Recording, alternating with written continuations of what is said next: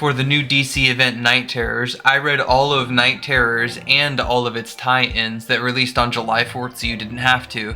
These comics included Night Terrors First Blood, the mainstream frontline comic of the run so far, Night Terrors The Joker, Night Terrors Ravager, Night Terrors Poison Ivy, Night Terrors Black Adam, and Night Terrors Batman.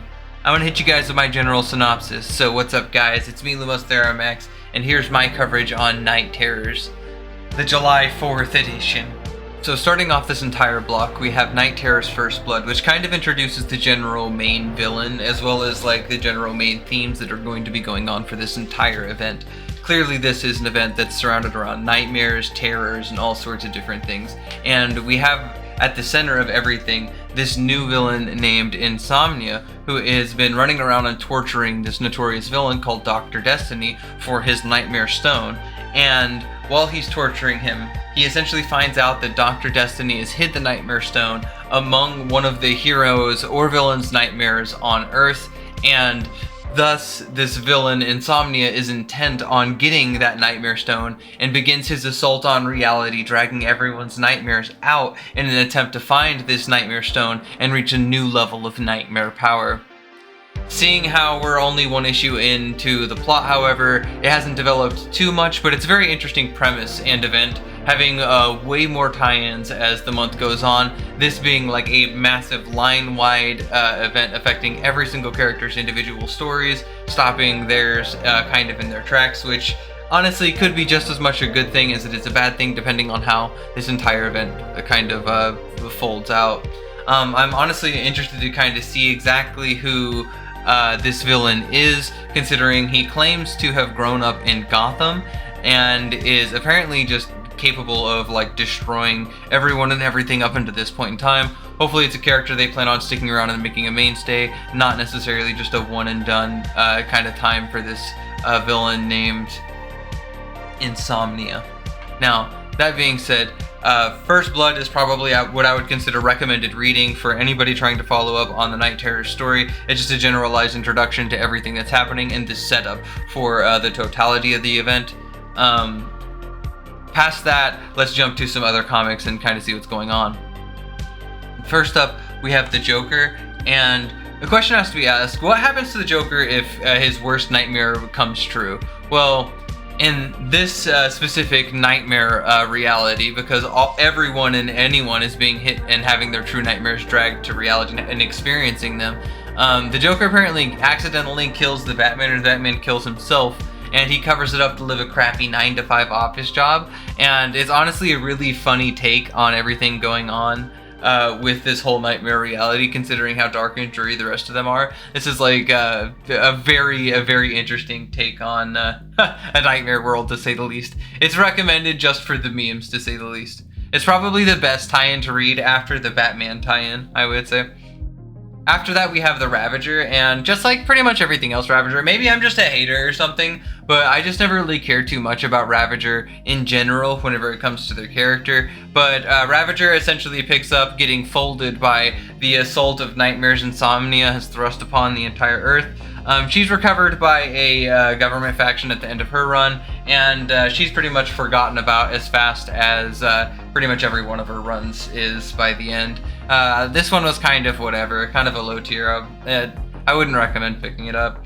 Up next is the Night Terrors Poison Ivy tie-in. And so what does Poison Ivy fear most? Well, pretty much a cold life of monotony with Harley Quinn as her trophy wife in a plastic Barbie and Ken-esque kind of world. This one is kind of cringy, kind of boring. I wouldn't necessarily recommend it. And once again, like, all of these worlds are like, or all of these comic runs are essentially going to be like the worst nightmares that each one of these characters possibly has. Well, the villain kind of like digs through everyone's nightmares to find this Nightmare Stone. So that's kind of why all of these things are happening. Maybe in case I didn't get like a good enough hint a while back to what's going on.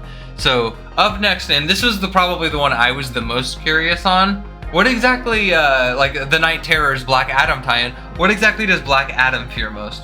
Well, he fears his powers essentially being stripped of him and his people turning on him. And Black Adam and fear, kind of like whenever we ran into him with like the Sinestro run, it's always very interesting to kind of see what a god would fear. And so this one was interesting. I would say it's definitely worth picking up and just kind of taking a look at. The art was kind of weird at times, though, I will admit.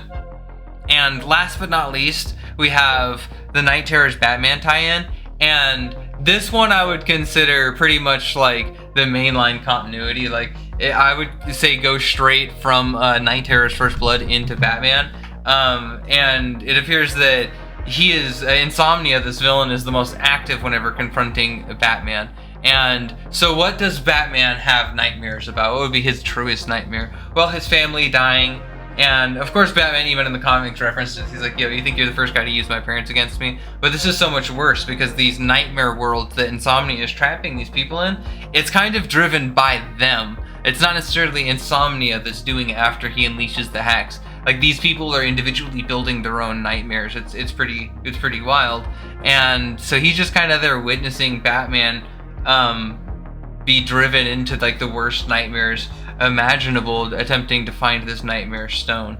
And I have a feeling it's not going to be on Batman, but he spends a pretty considerable amount of time with him. And so definitely a mainstay comic. If you're looking to actually get into the event, yeah, this is definitely the number two most interesting one to read. There's a cool moment towards the end where Batman starts to realize they are in like a dream-esque kind of realm, and so his imagination is somewhat at play, and so he dons this super sick looking bat suit to kind of protect himself there, which is really interesting, showing a very high level of mental resistance. But yeah, out of everything here, I would probably say the most interesting ones, not for memes, to pick up would be First Blood, Batman, and Black Adam, simply because Black Adam's always an interesting read. And for the memes, definitely the Joker, dude. But I think that this event, upon first release, the first patch DLC of this release isn't too bad. It'll definitely depend on where the story goes as to whether I would consider this a good or bad release later on. I would consider this like a 5 or a 6 currently, though that will dramatically change as time goes on. Night Terrors is an interesting idea, and I really hope this Insomnia villain is something worth actually considering, because right now we don't have too much going on for them, but I feel like there's a lot of room for growth there. But enough of my ramblings for the time being. Hope you guys enjoyed my generalized review of everything that is Night Terrors, the July 4th patch edition. And I know here real soon, I believe on the 11th, we'll get the next batch of these. So let me know, hit the like and subscribe button if you want to see more content just like this, where I give you guys generalized reviews of all of the major event stuff that releases for a specific era in time, because this is kind of interesting. I haven't necessarily done larger review content like this in a very quick manner, and I hope everyone enjoyed it. Therefore, become a Theromax Corps member down below. Join the crew. It's super awesome, man. You get all sorts of badges, emojis, and all sorts of fun stuff. Or even feel free to sponsor a video. Feel free to toss me some cash to my Cash App, and I will gladly make a video of your request happen, as long as it's within reason. DM me on Discord for details along those lines. With that being said, I hope you guys enjoyed this quick review, and we'll see you next time. Later, Lanterns.